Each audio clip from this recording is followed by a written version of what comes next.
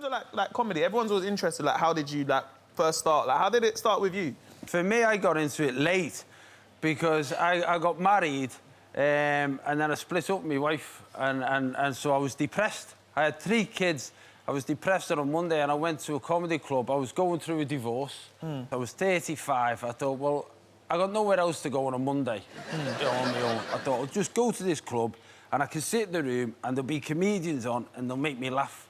And when I got to the door, the guy said, it's an open mic night. I didn't even know what that meant. Yeah. And he said, well, that means you can get up and have a go if you're not a comedian.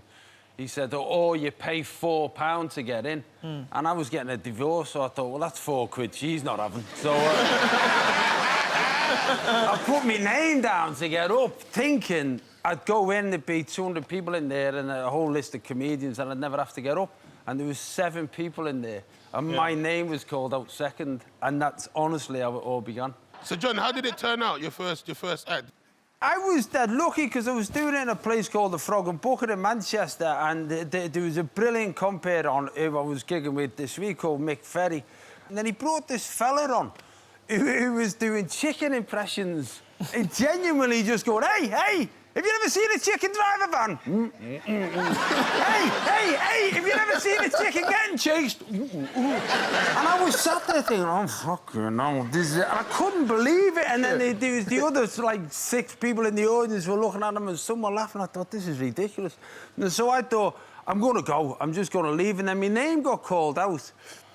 And it was at the time that the French farmers were blocking the borders because of oil prices or something. And all the English lorry drivers couldn't get home. And it was all over the news. So it was the first thing that came to me head as I walked on stage, and the lights were in my eyes, and I just went, oh, I said, hey, have you seen the French? Oh, blocking the borders so our lorry drivers can't get home. Wouldn't it have been handy if they'd have done that in 1939? That was it. And then nothing. And everyone just like this. And then everyone just looked at me and I didn't know what to say, so I just went, I'm getting divorced. And then I just started talking about getting divorced, right? And I must have done 25 minutes, something like that. You know, I was meant to do 7, I'd come off, and then Mick came up to me, the compere and the owner of the club, and said, listen, you seem quite good at doing this. Have you ever done it before? I said, no. And he said, well, why don't you come every Monday and do it? But try and think of some jokes. He said, that stuff you were talking about, the divorce, yo, it's all right, but when you started crying, it kind of killed me. So leave all that and just come on and talk jokes. So I literally, honestly did it because I needed somewhere to go on a Monday. Yeah, that's a wicked story, man. Give it up, man.